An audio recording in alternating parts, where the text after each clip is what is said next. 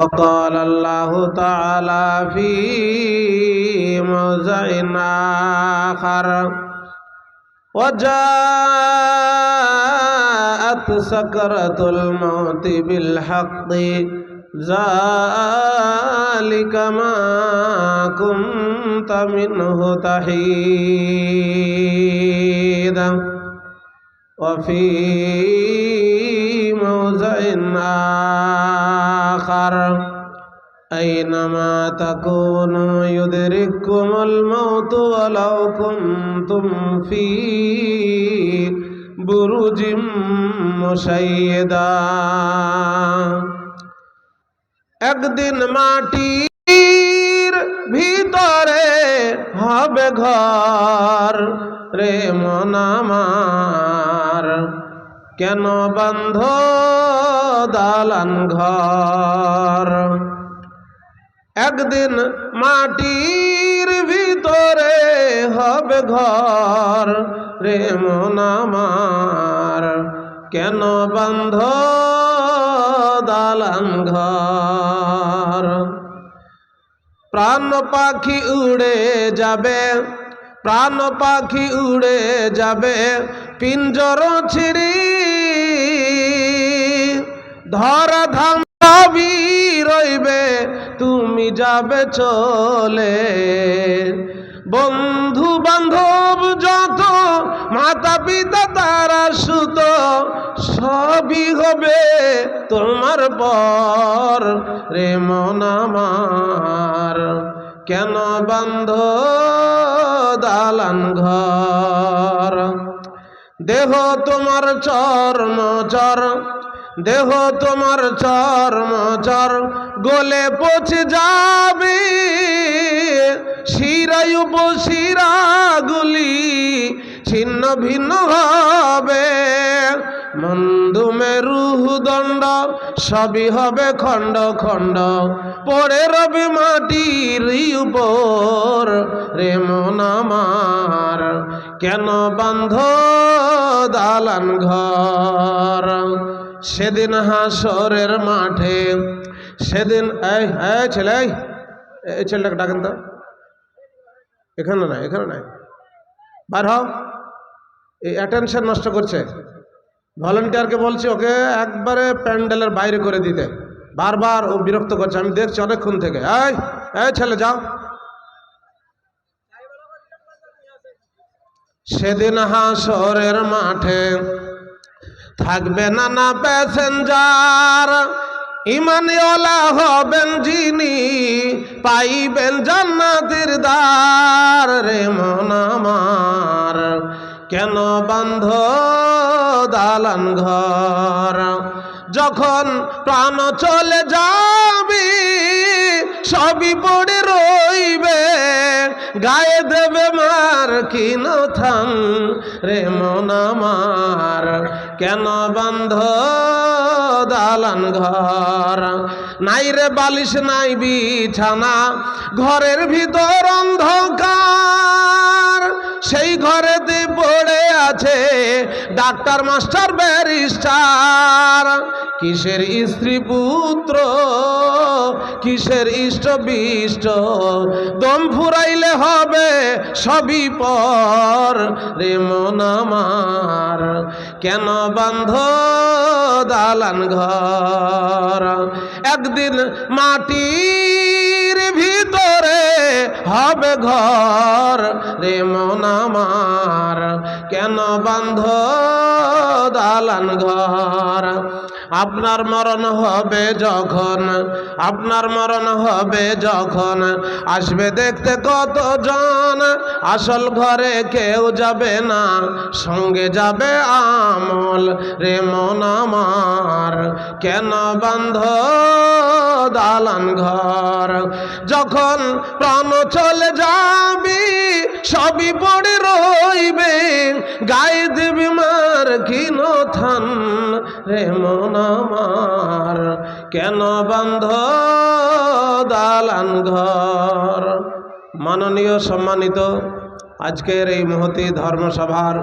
যোগ্যতম সভাপতি সাহেব মুর্শিদে বারহাক মুজাহিদে মিল্লাত হযরতুল আল্লাম শেখুল হাদিস মৌলানা সুলতান সাহেব দামাত বরকাতুল আলিয়া, মাশায়েখ ইজাম, হযরত উলামা ইকরাম, সম্মানিত সুধী মণ্ডলী, দিনদার ইমানদার মুসলমান ভাইরা, পর্দার অন্তরালের অবলা সরলা পর্দাশীলা উপনীতা মাতা এবং ভগ্নীগণ, আমি আপনাদের কাছে একেবারে নতুন, নদিয়া জেলা বাড়ি, গাজল এরিয়ার সমস্ত মাদ্রাসা জালসায় আমি থাকি, কিন্তু আপনাদের এখানে মৌলানা সাহেব গাজলে ছিলেন, তাই সেখান থেকেই পরিচয় হয়ে সর্বপ্রথম কাটিহার এলাকায় আসলাম। আজকে বহু দূর থেকে যেহেতু সফর করে এসেছি, তাই ছোট্ট একটা বিষয় আপনাদেরকে উপহার দেব, সেটা হচ্ছে মৌতের সফর। কিসের সফর বললাম ভাই? মৌতের সফর।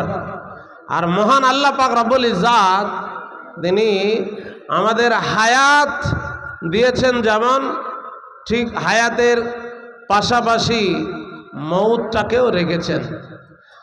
আর কোরআন মাজিদে এ বিষয়ে বহু কথা আল্লাহ পাক আলোচনা করেছেন, একটা একটা করে তুলে ধরব আর আপনাদেরকে খোরাক দেওয়ার চেষ্টা করব। তবে এই পৃথিবীর ভিতরে আল্লাহ পাক যেমন আগে রাত্রিকে তৈরি করেছেন, রাতের ভিতর থেকে টেনে দিনের আলোকে যেমন বানিয়েছেন, হযরত আদমকে আগে যেমন তৈরি করে তারপরে হযরত মা হাওয়াকে বানিয়েছেন, ঠিক অনুরূপভাবে আল্লাহ পাক রব্বুল ইজ্জাত হায়াতের আগে মৌতকে বানিয়েছেন, মৃত্যুকে। কেন? সে কথা সূরা মুলকের ভিতরে মহান আল্লাহ পাক রব্বুল ইজ্জাত তিনি এইরকম ভাবে বলছেন, আল্লাযী খালাকাল মাউতা ওয়াল হায়াতা, ওই মহান আল্লাহ আগে তিনি মৌতকে বানিয়েছেন, তারপরে ওয়াল হায়াতা, হায়াতকে তারপর বানিয়েছেন। মৌতকে কেন বানালেন? এই কারণেই বানালেন যে যদি কোনো মানুষ জেনে নেয় যে জীবনের শেষে মৃত্যু আছে, তাহলে সে নিজের জীবনকে সুন্দর থেকে সুন্দর করতে পারবে, নিজের আমলের গাঁঠরিকে ভালো করে বানাতে পারবে এবং নিজেকে সুন্দরভাবে আল্লাহর কাছে পেশ করতে পারবে, আমলটা ভালো করবে। যেমন কোনো ব্যক্তি 500 টাকা নিয়ে যদি বাজারে যায়, আর 300 টাকা যখন বাজার হয়ে যায়, তখন সে জানতে পারে আর আমার 200 টাকায় আছে, তখন সে বাজারটা যেমন গুটিয়ে দেয়, ঠিক অনুরূপ মোবাইলের সুইচটাকে টিপে দেখছি ব্যালেন্স কত আছে, কিন্তু আমাদের হায়াতের ব্যালেন্সটাকে টিপে আমরা দেখি না যে কত বেলা হয়ে গেল, আস্তে আস্তে আমার হায়াত শেষের দিকে চলে আসলো এবং মৃত্যুর কাছাকাছি পৌঁছে গেলাম। কিছুদিন পর মৃত্যুর কোলে আমাকে ঢলে পড়তে হবে। আপনাদের মাঝে মাঝে প্রশ্ন করবো, উত্তর দেবেন তো? কাটিহারে মানুষ, ভাই উত্তর দেবেন, হবে? তাহলে আপনাদের একটা প্রশ্ন করছি, একটু সবাই মিলে মুখ খুলে বলবেন। আমি এখন এখানে বসেছি আপনাদের শিক্ষক, আপনারা যতজন আমার বয়সে বড় হলেও এখন ছাত্র। তাহলে কোরআনের আয়াত দ্বারা কি বোঝা গেল? আগে আল্লাহ হায়াত তৈরি করেছেন, আগে মৌত? আরে এরা বুবা নাকি? বলেন, আগে হায়াত না আগে মৌত? আগে মৌত। কেন? এই পৃথিবীর ভিতরে যেমন বীজ আগে, তারপরে গাছ, নাকি? তো ঠিক অনুরূপ আল্লাহ পাক রব্বুল ইজ্জাত তিনি আগে মৌতকে বানিয়েছেন। কোরআন মাজিদ সূরা বাকারার আর একটা আয়াতে এইভাবে তিনি মৌতের কথাটাকে আগে বলেছেন। কি বলেছেন? কাইফা তাকফুরুনা বিল্লাহি ওয়া কুনতুম আমওয়াতা। কাইফা মানে কেমন করে, কি করে, তাকফুরুনা, কাফারা ইয়াকফুরু থেকে তাকফুরুনা। কি করে তোমরা সেই মহান আল্লাহ তাআলাকে অস্বীকার করো? অথচ মহান আল্লাহ বলছেন কুনতুম আমওয়াতা, তোমরা ছিলে মুর্দা, তোমরা ছিলে নিষ্প্রাণ, তোমাদের কোনো অস্তিত্ব ছিল না, তোমাদের পৃথিবীর ভিতরে নাম ছিল না, নিশানা ছিল না, তোমাদের পরিচয় ছিল না, পৃথিবীর কেউ তোমাদেরকে জানতো না, চিনতো না। যখন তোমার আধার কার্ড হয়নি, যখন তোমার চালের কার্ড হয়নি, প্যান কার্ড কিছুই হয়নি, পৃথিবীর তোমার মা বাপের মায়ের পেটে যখন তুমি আসনি, সেই সময় তুমি মৃত্যুর অবস্থায় পড়েছিলে, তোমার কোনো অস্তিত্বই ছিল না। সর্বপ্রথমে আপনার ব্যাপারে জানলো কে? মা। কিন্তু আপনার মা জানার 50,000 বছর আগে থেকে ওই বিশ্ব নিয়ন্তা, ব্রহ্মাণ্ডের, বিশ্ব ব্রহ্মাণ্ডের মালিক মহান আল্লাহ পাক রব্বুল ইজ্জাত, তিনি আপনাকে চিনেন, জানেন। আপনার কি নাম হবে, আপনার বাপের নাম কি হবে, কোন গ্রামে বাড়ি হবে, সে বিষয়ে আল্লাহ পাক রব্বুল ইজ্জাত আগে জানেন। তারপরে যখন মায়ের পেটে আপনি আসলেন, মা জানলো কেউ আমার পেটে এসেছে। আর তারপরে আপনার বাপ জানলো যে আমার সন্তান হবে। তারপরে পঞ্চায়েত জানলো, এবং তারপরে আস্তে আস্তে আপনার সারা এরিয়ার ভিতরে আপনার নাম ছড়িয়ে গেল। মহান আল্লাহ পাক ওই দিকে ইশারা করে বলছেন কাইফা তাকফুরুনা বিল্লাহ, কেমন করে তোমরা আল্লাহকে অস্বীকার করো? অথচ কুনতুম আমওয়াতা, তোমরা ছিলে মুর্দা, মুর্দা, মুর্দা,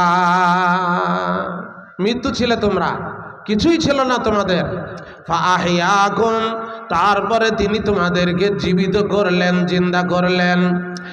আর দুনিয়ার ভিতরে হায়াত পেলে, হায়াত আর হায়াত নিয়ে পৃথিবীতে তুমি বিচরণ করতে লাগলে। আমার দিনদার ভাই, ইসলাম দরদি মা বোনেরা, অনেক ওয়াজ তো শুনেছেন। আজকে ব্রেনের মেমোরি চিপসটাকে খুলেলেন আর ব্রেনটাকে ভালো করে ধ্যান দেন আমার দিকে। আমি যে কথাগুলা বলছি, আপনার জীবনে যেগুলা ঘটবে সেইগুলাই আমি বলছি।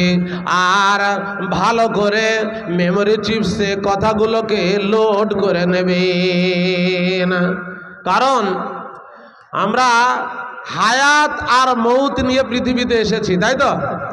কিন্তু অনেক মানুষ মনে মনে করে যে দুনিয়াটা মস্ত বড়, খাও দাও ফুর্তি করো, আর আগামীকাল বাঁচবে কিনা বলতে পারো, এটা অনেকে মনে মনে ভাবে। কিন্তু মানুষ একেবারে ভ্যানিশ হয় না, শেষ হয় না, নিঃশেষ হয় না। মানুষ এক জায়গায় থেকে আর এক জায়গায় যায়। এবং একটা কবি, বাংলাদেশের কবি, তিনি একটা কথা বলেছেন যে মানুষ কোনোদিন মরে না, মানুষ ট্রান্সফার হয়। কেমন করে? কবির কথাটা একটু ভালো করে শুনুন। কে বলে মানুষ মরে, মরলে মানুষ বিচার হবে কার? পঞ্চ ইন্দ্রিয় আত্মায় আমার দেহের মাঝে রয়, হায়াত মৌত নামে তিনি চালাচ্ছেন কারবার। হায়াত মৌত নামে তিনি চালাচ্ছেন কারবার। কে বলে মানুষ মরে, মরলে মানুষ বিচার হবে কার?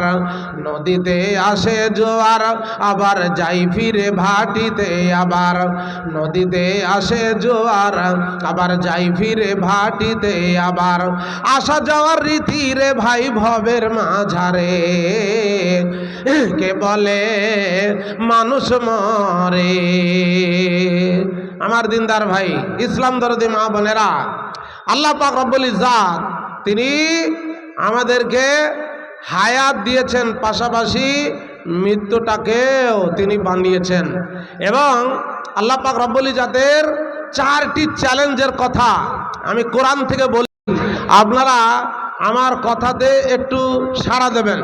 আল্লাহ পাক রব্বুল ইজ্জাতকে যদি আমরা জিজ্ঞাসা করি, হে আল্লাহ, হে মাবুদ মেহেরবান, এই পৃথিবীটা আর কতদিন আমাদের মাঝে থাকবে, আর আমরাই বা পৃথিবীর ভিতরে কতদিন থাকব? মহান আল্লাহ তাআলা 2 জায়গায় সুন্দর করে উত্তর দিয়েছেন। একটা হলো সূরা রহমানের ভিতরে পৃথিবীর টিকে থাকা না থাকার ব্যাপারে মহান আল্লাহ বলেছেন, কুল্লু মান আলাইহা ফান, অর্থাৎ পৃথিবীর সব কিছু একদিন চুর চুর হবে, পৃথিবীর সব কিছু একদিন ভ্যানিশ হবে, পৃথিবীর সব একদিন নিঃশেষ হবে। এটা পৃথিবী বেশি দিন আমাদের মাঝে থাকবে না। পৃথিবী যে ধ্বংস হবে সে কথাটা আল্লাহ পাক রব্বুল ইজ্জাত বললেন, পৃথিবীর সব কিছু একদিন শেষ হবে। ওয়ায়াবকা ওয়াজহু রাব্বিকা জালালি ওয়াল ইকরাম, কেবলমাত্র মহান আল্লাহ পাক রব্বুল ইজ্জাত তিনি কেবল থাকবেন। আমাদের পৃথিবীর সকলের জানকে যে কবুজ করবে তার নাম বলা হয়েছে মালিকুল মউত, কিন্তু আমরা প্রচলিত ভাষায় বলি আজরাইল। ওই আজরাইল নাম কোরআনে হাদিসে তফসিরে কোনো জায়গায় আসেনি, ওকে বলা হয় মালিকুল মউত। মহান আল্লাহ পাক রব্বুল ইজ্জাত তাকে দায়িত্ব দিয়ে রেখেছেন সৃষ্টিকুলের সকলের জানকে সে কবুজ করবে। মহান আল্লাহ পাক রব্বুল ইজ্জাত এক সময় তাকে আদেশ করবেন, তুমি পৃথিবীর ভিতরে যতগুলি মানুষ আছে সকলের জানকে তুমি কবুজ করে নাও। হযরত মালিকুল মউত একে একে সকলের জানকে যখন কবুজ করে নেবেন, মহান আল্লাহ পাক রব্বুল ইজ্জাত জিজ্ঞাসা করবেন, মাইয়াবকা ফিল আরজি, মালিকুল মউত রে, পৃথিবীতে আর কে বেঁচে আছে? তখন বলবে, আল্লাহ তোমার মানব জাতি শেষ, এবার জিন জাতিরা আছে। আল্লাহ তাআলা বলবেন, এবার জিন জাতিদের সকলের জানকে রূহকে কবজ করে লাও। হযরত মালিকুল মউত এবার জিন জাতির জানকে যখন কবজ করে নেবেন, মহান আল্লাহ জিজ্ঞাসা করবেন, মাইয়াবকা ফিল আরজি, পৃথিবীর ভিতরে আর কে বেঁচে আছে? তখন সে বলবে, আল্লাহ মানব জাতি শেষ, জিন জাতি শেষ, এবার তোমার পৃথিবীর ভিতরে ফেরেশতারা আছে। আল্লাহ বলবেন, ফেরেশতাদের একে একে সকলের রূহগুলোকে তুমি কবজ করো।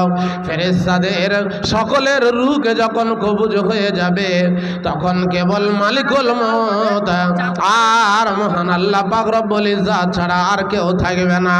আমার দিনদার ভাই, ইসলাম দরদি মা বোনেরা, তখন আল্লাহ পাক রব্বুল ইজ্জাত তিনি বলবেন, আর কে, হ্যাঁ পরে হচ্ছে, লিখিয়ে দেন এখানে একজন লেখেন তো, যে যার নাম। আচ্ছা, জাব্বারের মা 500 টাকা দিল, এখানে একজন লেখক আছে, ওই লেখকের কাছে নামটা লিখিয়ে দেন, আমি পরে দোয়া করব।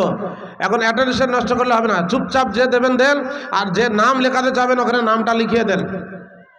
আমার দিনদার ভাই, ইসলাম দরদি মা বোনেরা, আল্লাহ পাক রব্বুল ইজ্জাত সকলকে তিনি মারবেন। আচ্ছা, আপনাদেরকে একটা প্রশ্ন করছে, আল্লাহ পাক রব্বুল ইজ্জাত তিনি সকলকে কি মারতে পারবেন? পারবে না? এ কি বলছে গো? আল্লাহ পাক রব্বুল ইজ্জাত সকলকে কি মারতে পারবেন? বলেন হ্যাঁ ইনশাআল্লাহ। আল্লাহ পাক রব্বুল ইজ্জাতের সকলকে তিনি কুল্লু মান আলাইহা ফান, মানে সকলকেই তিনি নিঃশেষ করবেন। সে কথাটা কোরআন মাজিদে আল্লাহ পাক রব্বুল ইজ্জাত তিনি বলেছেন। আর একটা চ্যালেঞ্জ আল্লাহ পাক রব্বুল ইজ্জাত দিয়েছেন, যে কার, কোথায়, কখন, কি অবস্থায়, কেমন ভাবে মৃত্যু হবে, আর মৃত্যুটা তার সহজ হবে না কঠিন হবে সে কথা আল্লাহ পাক রব্বুল ইজ্জাত ছাড়া আর কেউ জানে না। আর আমরা আমাদের বাপকে মরতে দেখেছি, আমরা আমাদের দাদাকে মরতে দেখেছি, কিন্তু এমন একজন ব্যক্তি তিনি কাউকে মরতে দেখেননি, তিনি হচ্ছেন হযরত আদম আলাইহিস সালাম। আর পৃথিবীর ভিতরে একজন ব্যক্তি যিনি জানতেন যে তিনি কতদিন বাঁচবেন, তার বয়স দিয়েছিলেন আল্লাহ পাক রব্বুল ইজ্জাত 1000 বছর। আমার দিনদার ভাই, ইসলাম দরদি মা বোনেরা, মহান আল্লাহ পাক রব্বুল ইজ্জাত কোরআনে একটা আয়াতে বলেছেন, আইনামা তাকুনু ইউদরিকুমুল মাউতু ওয়ালাউ কুনতুম ফি বুরুজিম মুশাইয়্যিদা। মহান আল্লাহ পাক রব্বুল ইজ্জাত তিনি বলতে চাইছেন যে তোমার কোন জায়গায় মৃত্যু হবে সে জায়গাটাকেও আমি ঠিক করে রেখেছি। তোমার মৃত্যু কলকাতা নীলরতন হসপিটালে হবে, না মালদা মেডিকেলে হবে, না তোমার মৃত্যু কাটিহার স্টেশনে হবে, না তোমার মৃত্যু কোন জায়গায় হবে, হাই রোডে হবে, সে জায়গাটাকে আমি ঠিক করে